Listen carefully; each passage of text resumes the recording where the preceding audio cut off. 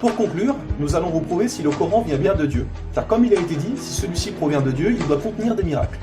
Et si vous lisez le Coran, vous verrez qu'il contient des informations qui ne pouvaient être connues à l'époque, c'est-à-dire il y a 1400 ans. Mohamed était un homme qui vivait en plein milieu du désert d'Arabie, là où la technologie n'existait pas.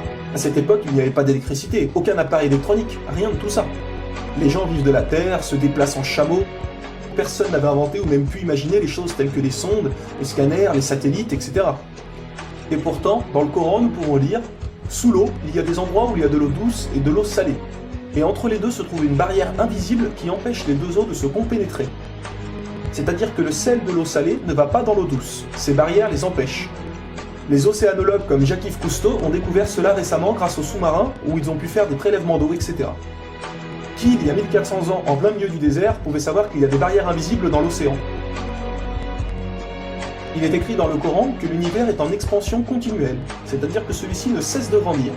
Les étoiles s'éloignent les unes des autres constamment. C'est en 1920, grâce aux appareils très perfectionnés, tels que les télescopes puissants, que nous avons pu savoir que l'univers était en expansion continuelle. Qui, il y a 1400 ans, pouvait connaître cette information? Nous savons aujourd'hui que les montagnes sont comme des piliers et possèdent des racines.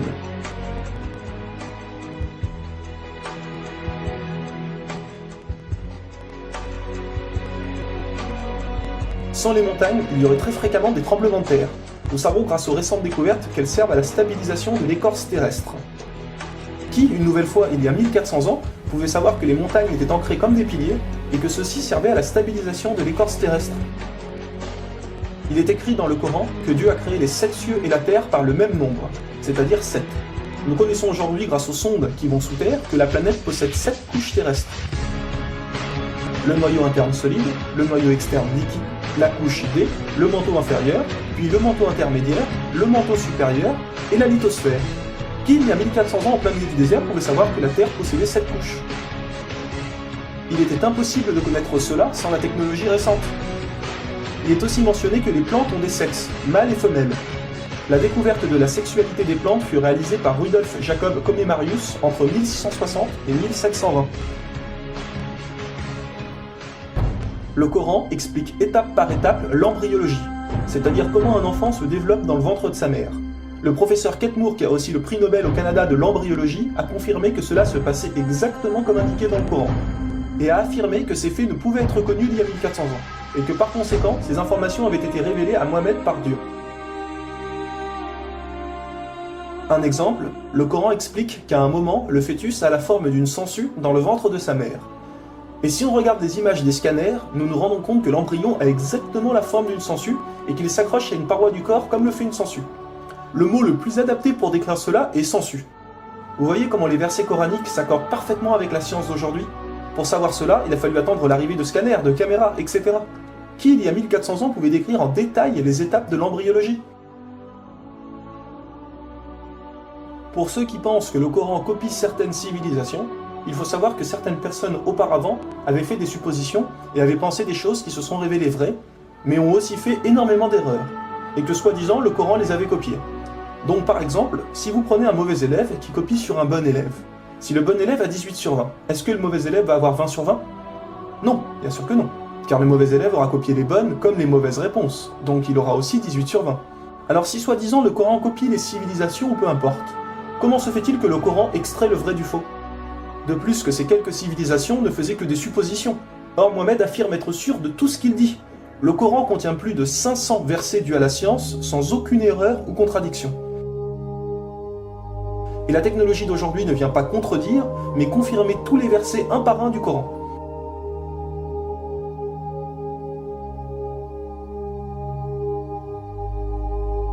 Il est écrit dans le Coran que les fourmis parlent. Nous l'avons confirmé en 2009 grâce aux appareils auditifs puissants. Un homme ne peut entendre ces bruits à l'oreille nue comme ça. Nous savons aujourd'hui que dans la plupart des pays, il est interdit d'avorter au bout de 3 à 4 mois. Car après 4 mois, la science explique que le bébé commence à vivre, et que cela donc est considéré comme un crime. En islam, il est dit que Dieu insuffle l'âme dans le corps du bébé au bout de 120 jours, donc 4 mois.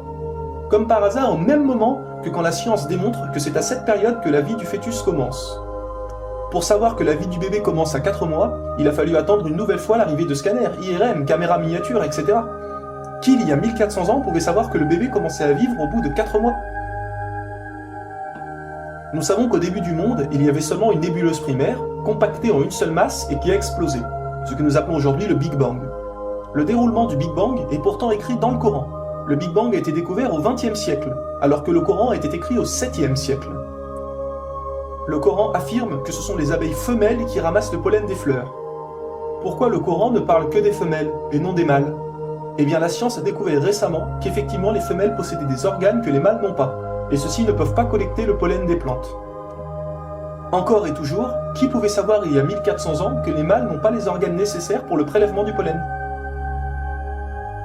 Il y a longtemps, les gens pensaient que la Terre était plate. Ce n'est qu'en 1577 que Francis Drake fait le tour de la planète et prouve que celle-ci est ronde. Le Coran, environ 1000 ans plus tôt, affirme que la Terre est ronde, mais ne s'arrête pas à ça. Pour donner un exemple, il est dit que la Terre ressemble à un œuf, mais pas n'importe quel œuf, celui d'une autruche. Et si vous regardez un œuf d'autruche, vous verrez qu'il n'est pas tout à fait rond, mais qu'il est aplati en haut et en bas. Celui-ci est de forme géosphérique. Et nous savons aujourd'hui que la Terre non plus n'est pas tout à fait ronde, mais qu'elle est aplatie au niveau des pôles. Et donc qu'elle est également de forme géosphérique. Qui, il y a 1400 ans, pouvait savoir que la planète Terre était géosphérique? Il a fallu attendre les satellites pour sortir de la Terre pour se rendre compte de cela. Soyons honnêtes, qui, il y a plus d'un millénaire, pouvait faire toutes ces affirmations, sans aucune technologie? Rendez-vous compte, à cette époque-là?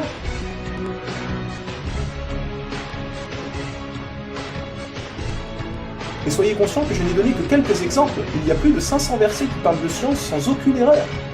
Le Coran parle d'astronomie, de biologie, de physique, de géologie, etc. Ça ne s'arrête pas là.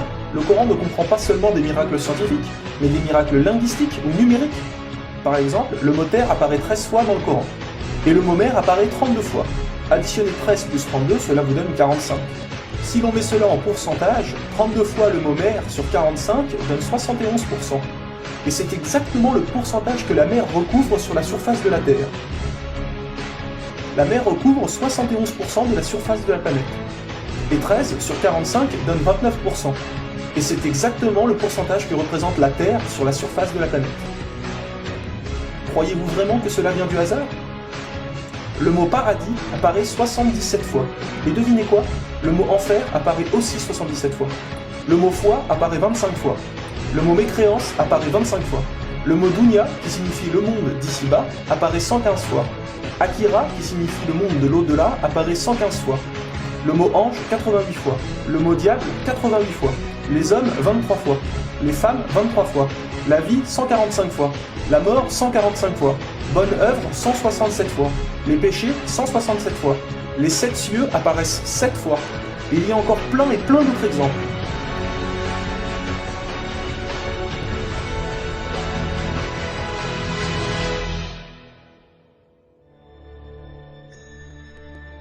Le Coran est d'une beauté incomparable. Dans la langue originale, c'est-à-dire en arabe, environ la moitié du Coran rime. Le Coran contient des palindromes. Un palindrome est un mot qui veut dire la même chose si on le dit à l'envers. Par exemple, Bob, à l'envers, vous aurez toujours Bob. Ou kayak, à l'envers, vous aurez toujours kayak.